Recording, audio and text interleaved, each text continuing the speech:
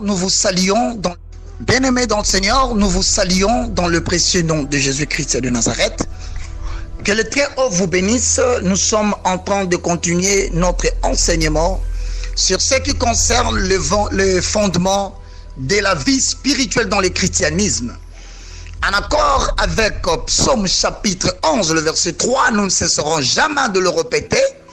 Quand les fondements sont renversés, le juste, que fera-t-il?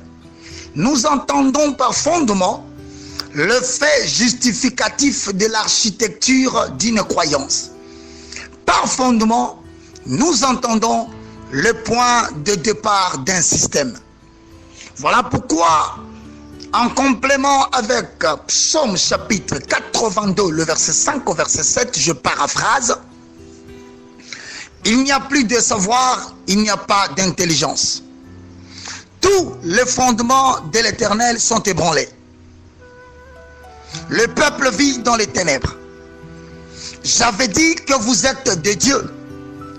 Vous êtes tous le Fils du Très-Haut. Mais cependant, vous mourrez comme des hommes. Vous tombez contre des princes quelconques. Et pourquoi donc l'Éternel dira-t-il dans le livre de Osée, je paraphrase: mon peuple périt faute de connaissance.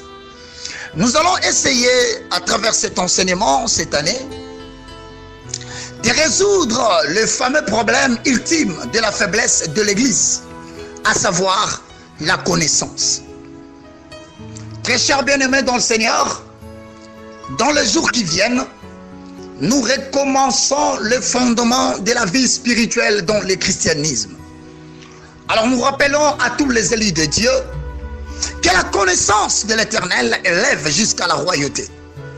Très cher peuple de Dieu, nous allons commencer le cours en détaillant l'architecture, le soubassement, la plate sous-jacente de notre système de croyance, à savoir le christianisme.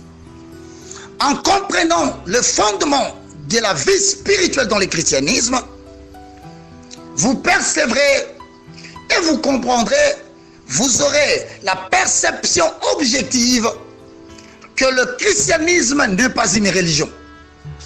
Le christianisme, c'est la libération de la toute-puissance de la divinité de Dieu, mais investie dans un vaisseau humain qu'on appelle être humain. Vous ne mourrez plus comme un homme et vous ne tomberez pas comme un prince quelconque.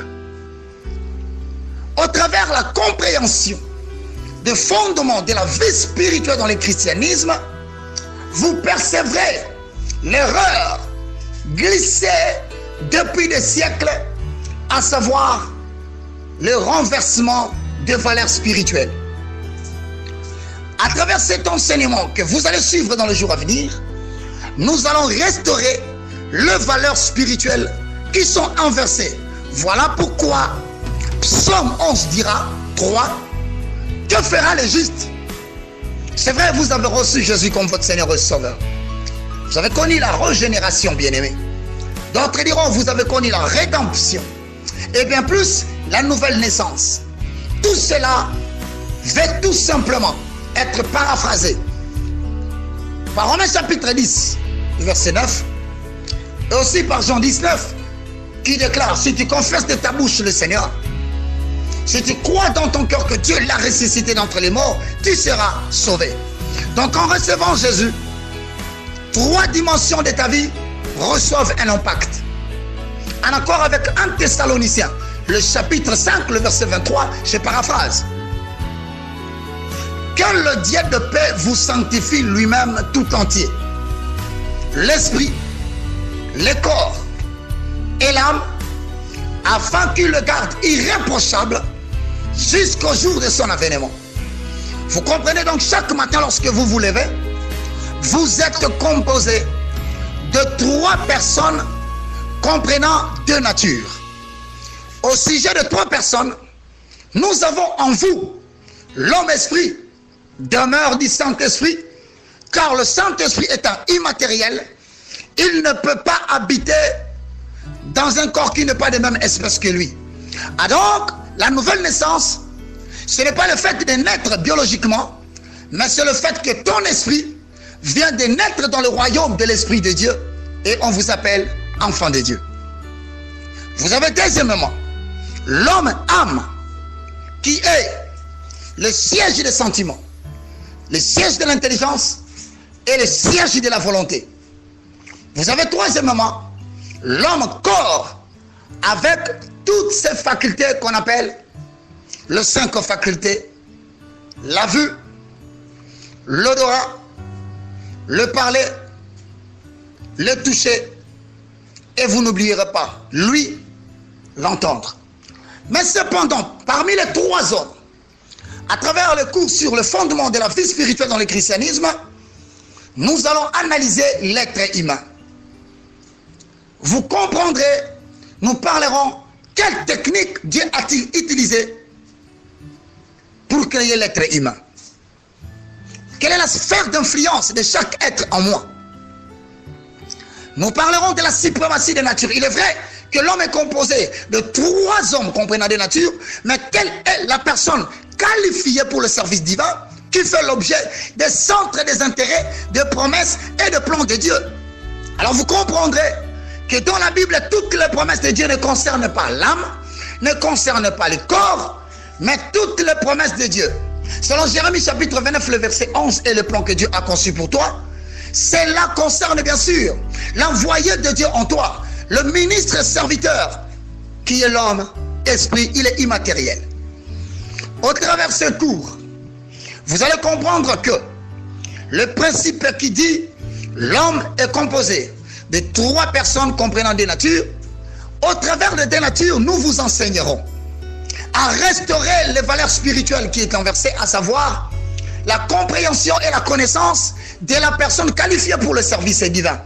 Et là, nous avons des principes tels que la chair et le sang ne sont pas qualifiés pour le service divin. Dieu ne collabore pas avec la chair. Dieu ne collabore pas avec le sang de l'être humain, bien sûr. Voilà pourquoi la Bible le dira clairement, très chers citoyens dans le royaume des cieux, la chair et le sang ne peuvent pas se soumettre à la volonté de Dieu.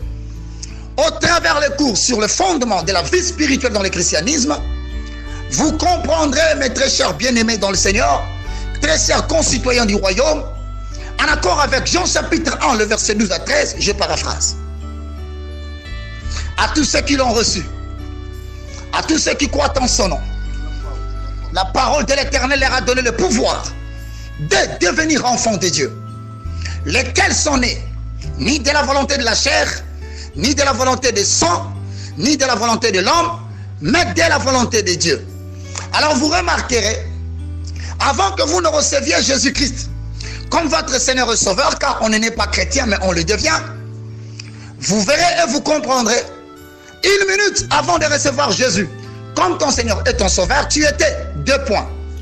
1. Biologiquement enfant de tes parents parce que tu es né de l'homme et de la femme, mais spirituellement tu étais privé d'une cité en Israël, et par conséquent, en accord avec Jean chapitre 8, le verset 32, jusqu'en bas, Jésus-Christ leur dit, vous êtes le fils du diable et vous cherchez à me tuer.